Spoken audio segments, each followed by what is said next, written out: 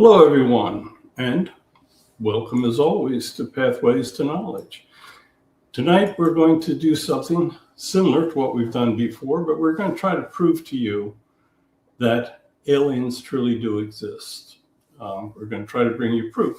We're going to start by going through some of the things that I have personally gone through. I've had some experiences that others have not had. I've actually been able to see aliens. I've seen a real one, been followed by alien drones, and had a lot of things take place in my life. So I've written 2 books based on aliens, Aliens Among Us, Exploring Past and Present. Wrote that in 2016, and I wrote Spirit Speak of the Universe in 2018. Both books are available on Amazon.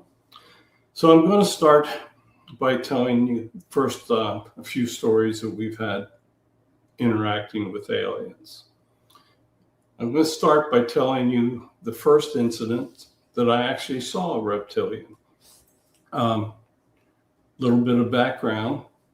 Connie has been abducted and was abducted about 15 years before all this took place. We're familiar with all those details. She's told you some of those incidents on other shows that we've done, so I'm not going to go into it tonight. But at the time, I was working with 2 psychics that were friends of ours who were living in Salt Lake City. They're actually the 2 people that taught me how to use the channeling board. And I was going through the process of writing the 2 alien books. We were staying at the apartment in New Oxford, Pennsylvania, next to our antique gallery. And that one evening we went to bed, and I woke up in the middle of the night, and I was very surprised to see that there was a form standing by the side of the bed. I sat up and I looked, and I was thinking I was dreaming, and I looked at this and I realized that it was about a 7-foot form, and it looked like it was a reptilian. It had the short nose, and it looks at me, and would you believe it smiles? And we had a nightlight on so I could see all this. And I'm watching this, and all of a sudden, as soon as he smiles, he knocks me back out, and I'm back asleep again. So anyway, the next morning I wake up, and I'm thinking, did I dream this thing? Did I not dream it? So I called my friends in Salt Lake, and I said, can I do a Skype session with you? Set up your channeling board because I want to ask you a question. Did not tell them anything about what had taken place. I didn't even tell Connie that this thing had smiled at me because I thought that was really pushing it.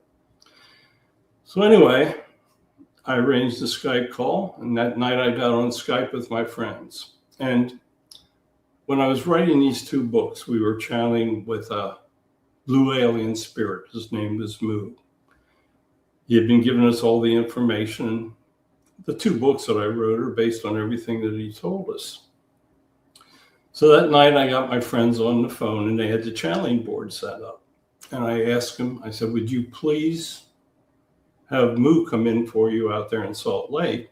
Because I want to ask him a question. So they said, yes, he's here. They had a little chat with him on their board. So I said, Moo, I have one question to ask you. Did I see an alien last night in my room? And in Salt Lake City, my friends come back and they answer, Moo answers, yes. And did you see him smile at you?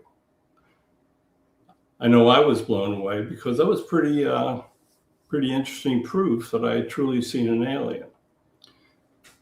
In another incident, when we were still living in Pennsylvania, I was out on the battlefield taking photographs of the Gettysburg battlefield.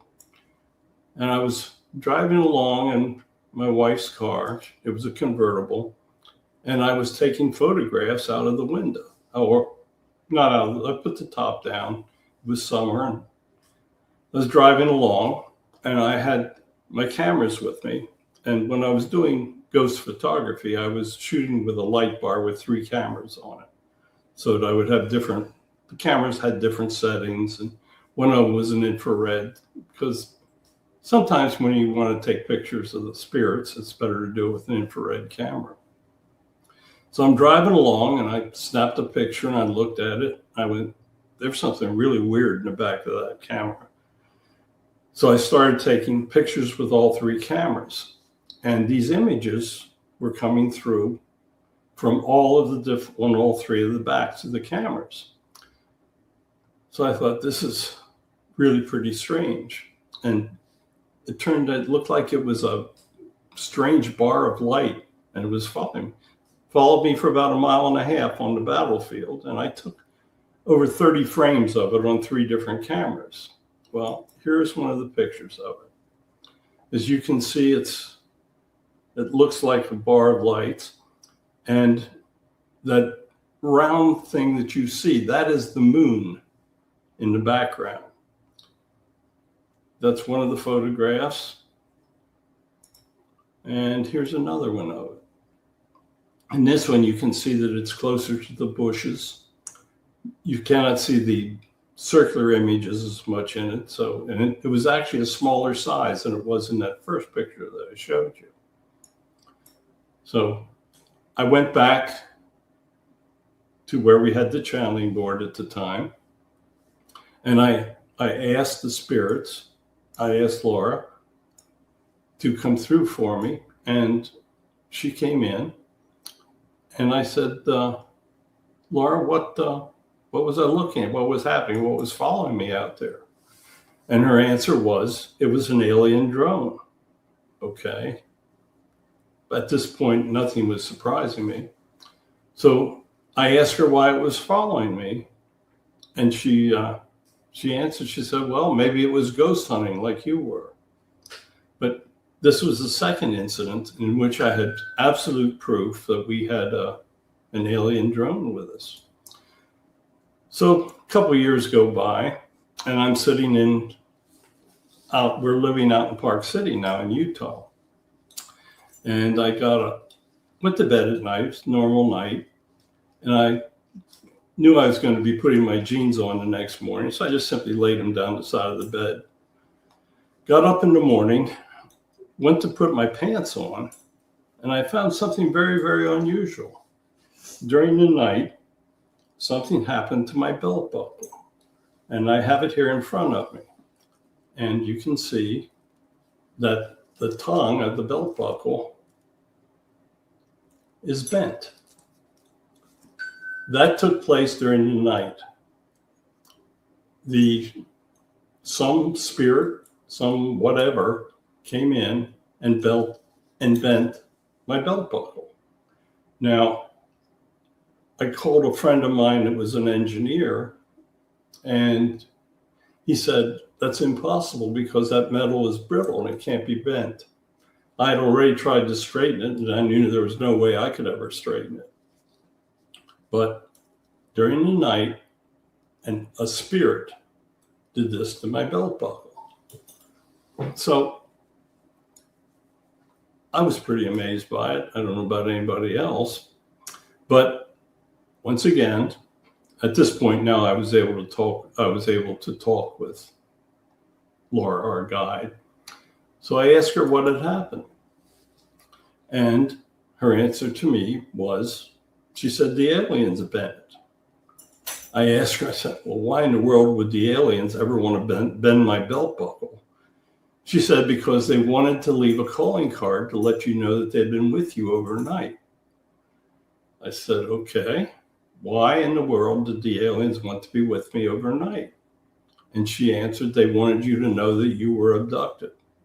So apparently I went for a trip of which I had absolutely no recollection. So I asked her, I said, why in the world did they want to abduct me? I mean, we're talking with them and we're doing all the things we need to do. And she said, I wasn't aware of it, but that I had a cancer that needed to be cured. So they abducted me so that they could cure that cancer for me. I had known that aliens are certainly capable of doing these things, but I never realized that they would have to do it. So anyway, tell me how that belt buckle got bent. It's one of 3 times that I've actually had interactions with aliens. And as you can see, to me, they're very, very real. Now, we're going to do some more things tonight. So we're going to go ahead and channel with our friend Fred, and he is going to be able to give us some information. So at this point, I'm going to bring Ellen in with us, and tonight she happens to be sitting alongside of me. So if she starts to ask questions, I can hit her on the knee or something. So anyway, let me try to bring Ellen in here, and there she is. I don't think you have to hit me on the knee, Fred would just not answer me. So anyway, Ellen, welcome. Welcome. So hello, Fred, and welcome back, and welcome everyone to Pathways to Knowledge. Fred, welcome to our show. For those listeners who do not know your history, will you please tell us a little bit about yourself? Well, I was in my last life, and I've lived many, many lives on other planets, just the same as I did live one life as a human on Earth, and I did visit Earth in my last life as an extraterrestrial. My last life I lived on a planet that we call Robe. It could be really called anything. It's on the far spiral of the Milky Way galaxy. And it is a very interesting planet. I was a blue alien. I stood about 7 foot tall. And on my planet, lifespans are roughly 950 of your years. I traveled throughout the galaxy. I had done a mission to your planet. So I was here and I did all the alien things that we do when we're visiting your planet. So I was a friend of Moo's. When Moo had to leave on another mission, I took over and I have been filling in for him and speaking with you on the different shows and bringing you all of the information that I can. So I'm happy to be back again, and I know you have some more very interesting questions for me. Well, you speak of a mission as being a human. How long ago were you here as a human? I was here during your Middle Ages. And were you in Europe somewhere or something? Yes, the Middle Ages took place in Europe because the Caucasians had not as yet discovered what you referred to as the New World. So I came back and I was trying to help people advance. So I serve God on all my missions. We have the same God on our planet that you have here. And that was when I had returned and spent some time here. Did you enjoy your time here? I know it's difficult for you, but did you enjoy your time? No, I didn't. It was a very difficult time. The people were living pretty much like primitive animals, and I was used to living in my advanced society. So I didn't really care for it, but I was here. Back on track. The presence of an alien spirit should be proof in and of itself that extraterrestrials exist. Will you please explain to our listeners why it is possible for you to communicate with Barry? I can communicate because all souls in this galaxy on all the different planets have the same soul energies. Your listeners may not realize it. I know many of the regular ones do, but everyone that is living a human life in their past lives had to have lives on other planets. Souls were created at creation billions of years ago. Humans only walked your planet for roughly 250,000 years at best. So there are billions of years where your soul existed and where they lived lives on other planets. There's no other explanation because humans are such a new culture. So all souls on this galaxy have the same energies. So Barry has the ability to communicate with all of the souls, be they humans or be they souls that have passed on other planets, because all souls are equal. All souls came through the same process of growing together, of learning. Your souls have lived literally thousands and thousands of lives through those billions of years. And it was impossible for them to live those lives as humans. So I know it's a difficult concept for many, but every individual has lived souls on other planets, has lived lives on other planets. You actually said this galaxy. Are there other galaxies? Billions. And can you go between galaxies, or do you stay just in this galaxy? We generally just stay in our own galaxy. But could you go if you wanted to? It's possible, but you must get permission from those in charge of the other galaxies. So how long have aliens been visiting our planet? They've been visiting your planet since the time of the dinosaurs. And that is, 60 or 70 million years ago. What do you consider the best ancient proof that aliens were on our planet? There are many ancient proofs, if you would just take your time to understand and to believe. The pyramids, for instance, you could not have built the pyramids without the help of the aliens. The Egyptians were very advanced, but they weren't advanced to the point that they could build such great structures. There are many images on caves that still exist, cave paintings, that show alien individuals. The primitives that were living in those caves were not capable of dressing or existing in the forms that are shown in some of those cave paintings. You have to accept them for what they are. Throughout the world, aliens have helped with the individuals that are living in those locations. In Peru, you have the Nazca lines, huge, huge structures that could not have been built without help. There was a landing strip that we constructed in Peru near those lines where we graded off at the whole top of a mountain. There's this huge level area close to the Nazca lines.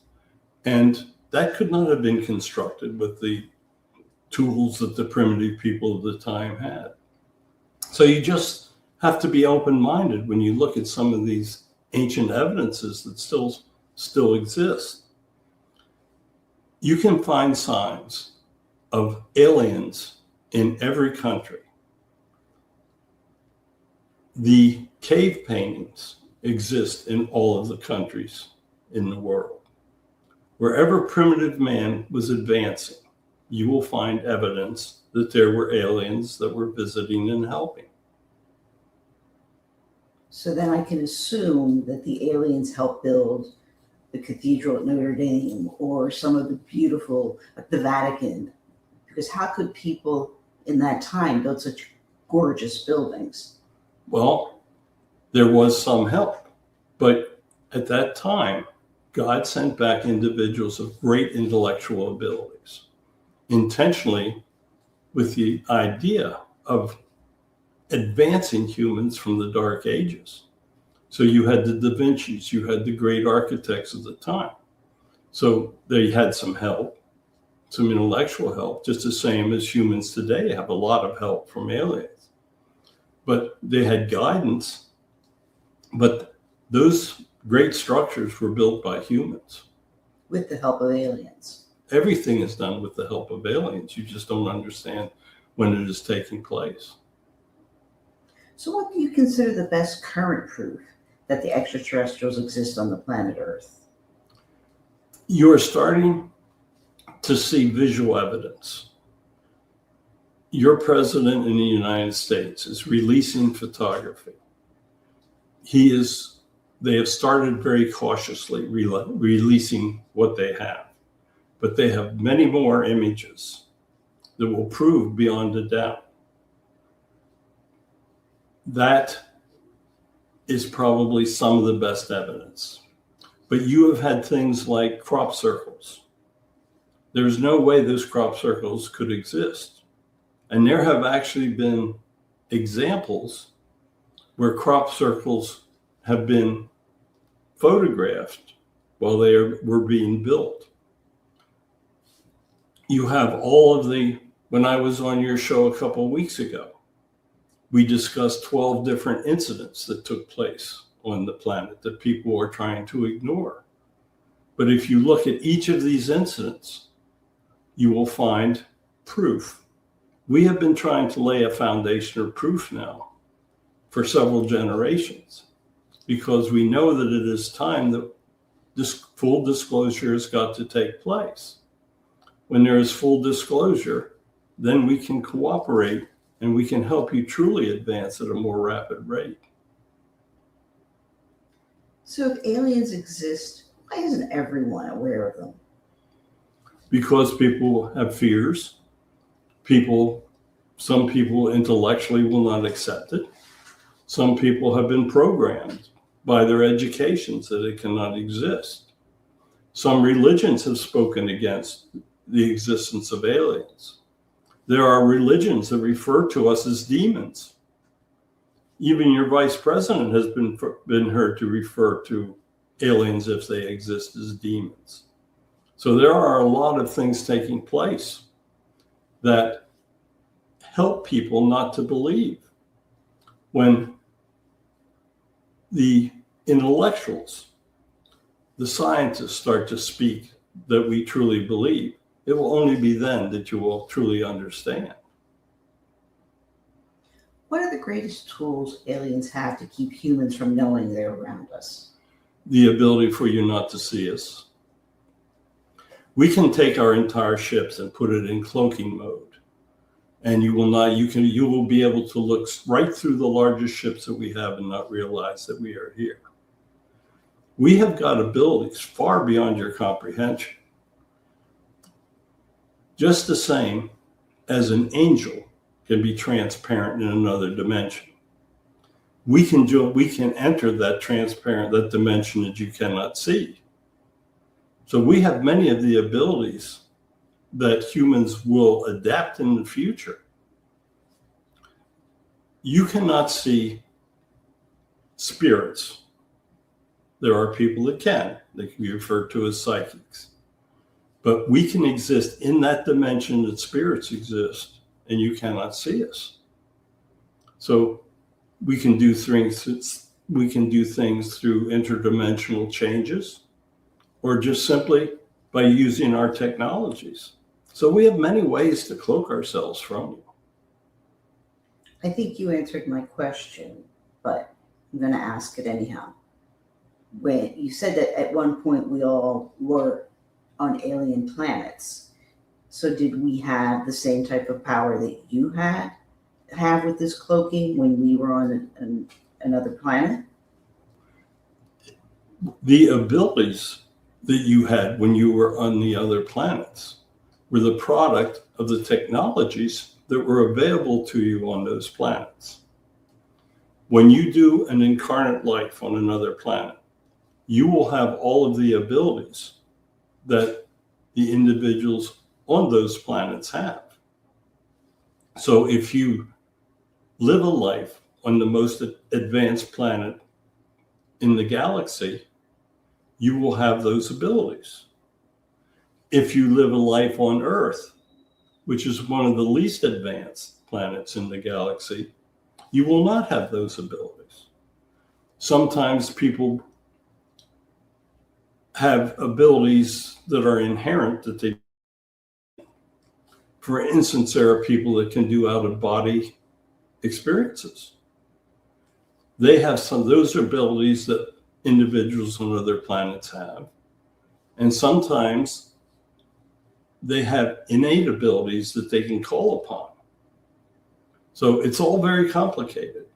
But basically, you have the abilities of the other individuals of how they have advanced when you decide to incarnate on a planet.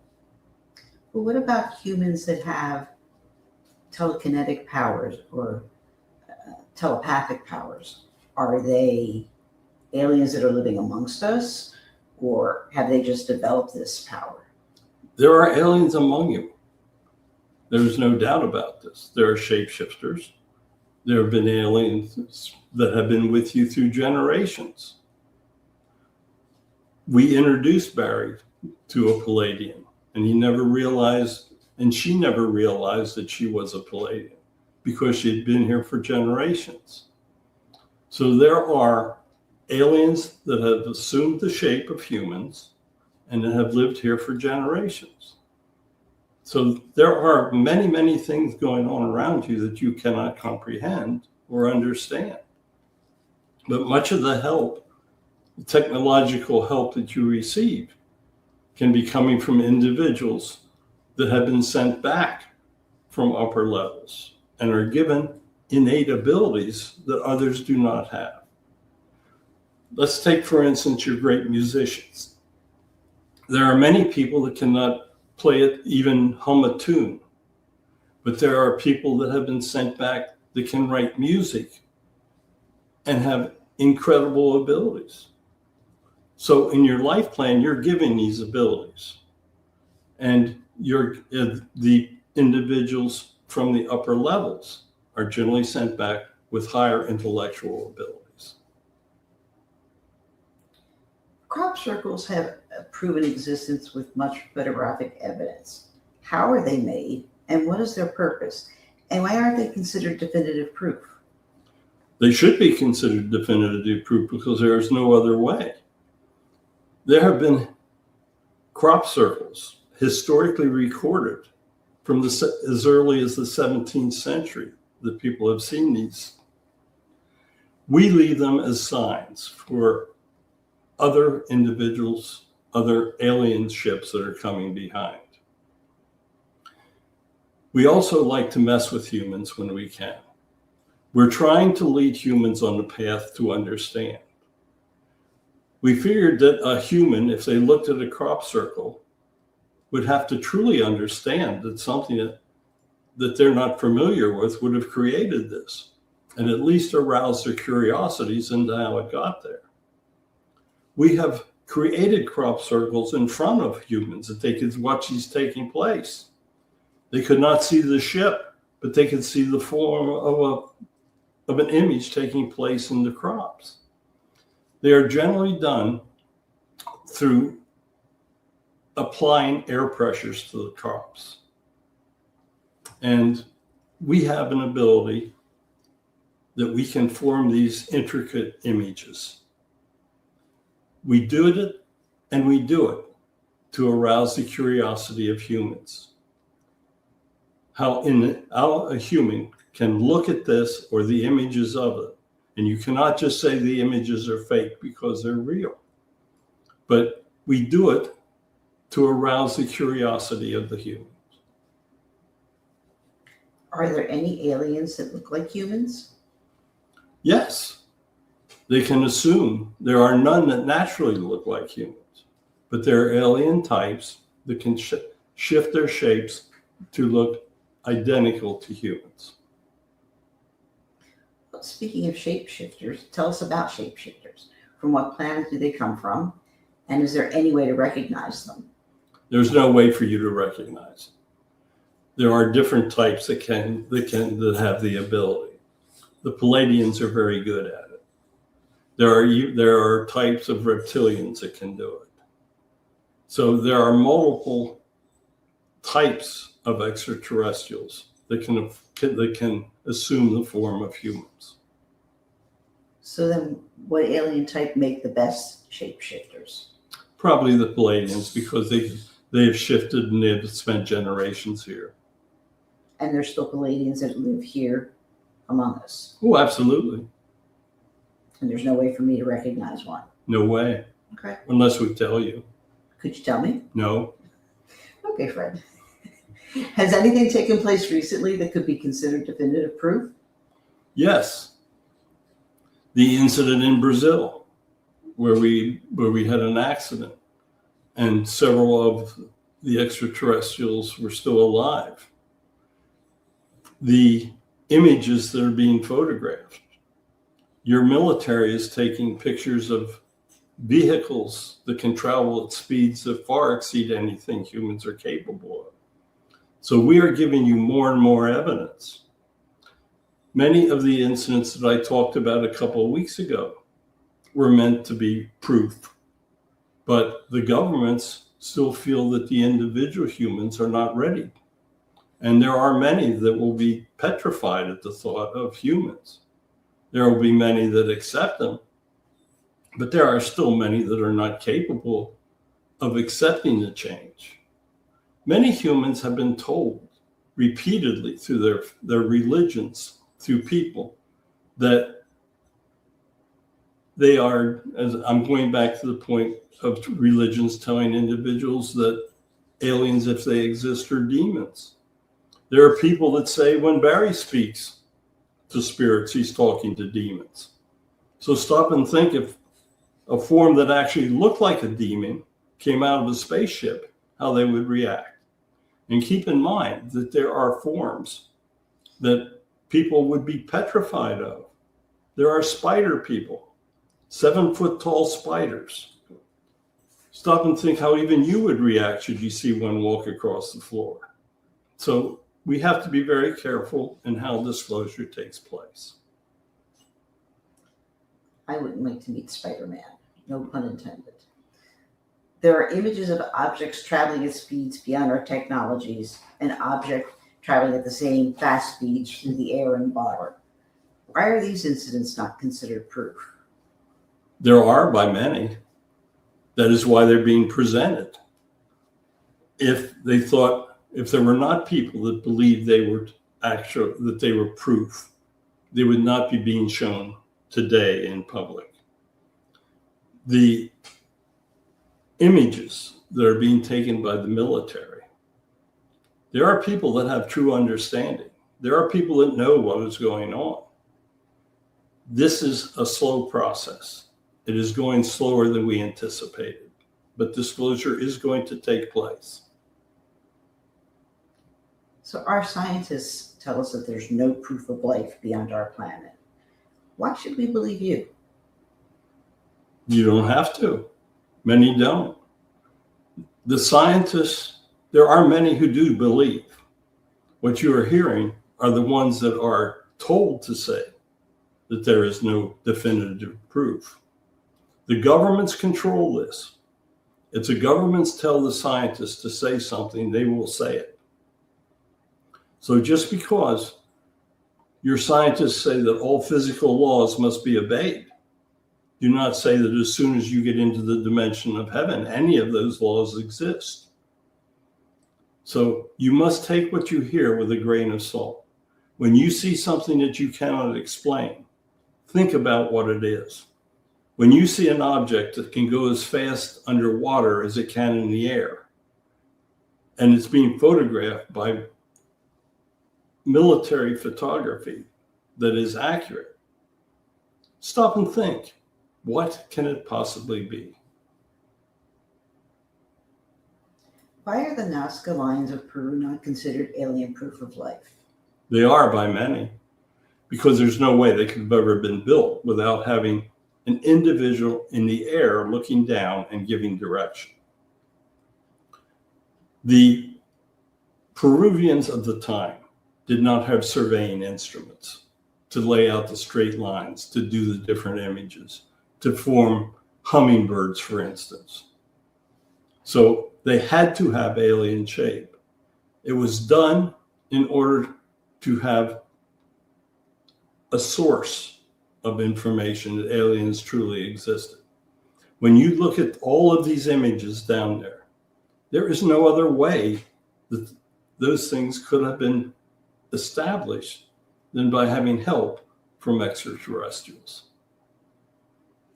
What will be the first proof of alien life? You already have it. There are many different situations where individuals have had proof of alien life. There are people alive today that have remembered their abductions. There is an infinite amount of proof if you want to accept it. There will be a time that you will see an extraterrestrial come off of a spaceship, and then there will be no way that you can say we do not exist. Any idea when that will be? Yes. No, I'm not going to tell you. Fred. So what will it take for people to accept the presence of aliens? They'll have to see them in person, sadly. There won't be anything short of it. We have tried to lead them along this path for thousands of years. If you do not believe that the Nazca lines came from extraterrestrials, the only thing it will convince you is when you see them come off a ship of their own. How long will it be until there is visual or irrefutable proof of extraterrestrials? Until we decide that it should take place. And what are we waiting for? People to be ready to accept it. But you know there's always going to be people that aren't ready to accept it. Then it may take a little longer. Am I going to be around to see it? Maybe. Eleanor, we are not going to tell you. You have gone and played this game with me before, and you should understand that you will find out when everyone finds out. I don't like surprises. How many alien types are there on the planet Earth? On the planet Earth, probably about 50. Wow. What alien type has the greatest population on Earth? Palladians, And they're the ones that have been here the longest? yes. And what role have the Palladians played in human evolution? A very important role. Meaning? They've shown you many things. You just haven't understood it. Okay. Do different types of aliens play different roles? Yes, they will play the role that they're sent back to play. Don't forget, this is all organized. There is a general committee that controls what takes place in the galaxy. And they have decided what lessons are attempting to teach humans and when those lessons will be culminated in disclosure. Are there any alien types that are dangerous to humans? Only in how humans fear them, such as aliens many would drop over with heart attacks if they saw a spider person. So several weeks ago, you discussed 12 different incidents of either sightings or alien interactions. Why do none of these incidents count as proof of alien presence? Only because people don't believe. I have a million more questions, but do you have a final message for us? Yes. Rest assured that there will be a time that disclosure takes place. We are trying to accomplish this as soon as possible because true technological advance for humans is not going to be available until this takes place. So it is very important that at some moment in your near future, you will realize and come to the total understanding that you've been assisted and helped by extraterrestrials for many, many years. From your inception, to be honest. Your planet was not ready for human life for billions and millions of years. We helped prepare it for you, and we helped do the best for humans to advance. So if we could accomplish what we have so far, we will accomplish the fact of disclosure. The danger is that humans will use their free will to wage war upon us when we come. And should that take place, it will not end well for the humans. So that's why we are doing this very slowly.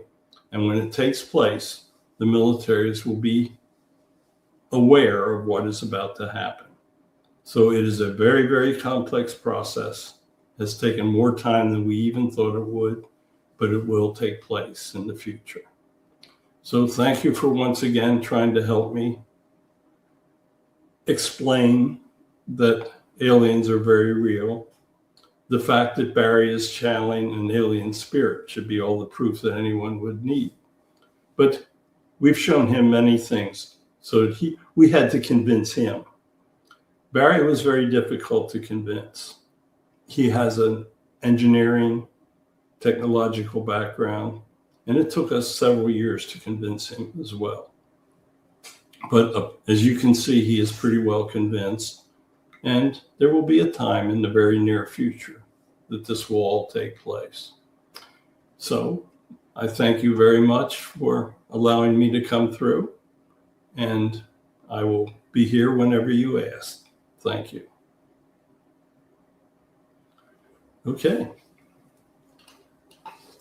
You just keep trying, don't you? I will always try. And they will always not answer what they don't want to answer. I know he's getting to me because now I'm getting the itchies. Well, as they say, tough. Okay, Ellen, thank you so much. I'm going to take you out for a second, and then we're going to say goodbye. Maybe I'm not. There we go. Okay, folks, thank you so much. Another interesting show. I hope that it helps bring some information into your life that will be of value for you. I invite you to join us on Wednesday mornings when we channel Jesus. We bring you a message at 11 o'clock Eastern time every Wednesday. We've been doing it for years. We have over 1,100 videos on YouTube that you can go in and listen to. We only do this as a service to try to bring people information. I never charge anything for what we do. Everything is free. Connie and I have pretty much devoted our life to trying just simply to bring you in information that will help make your lives better. So join us on Wednesdays. On Sundays, we do a Sunday sermon where we bring you a holy message of a Holy Spirit. We're on a lot of different channels. You can hear us on Spotify, iTunes, Apple Podcasts. But you can see us. You can see us on the YouTube channel. It's in my name, Barry Strome. So thank you for joining us. Thank you so much for listening. Thank you so much for being who you are. Goodbye.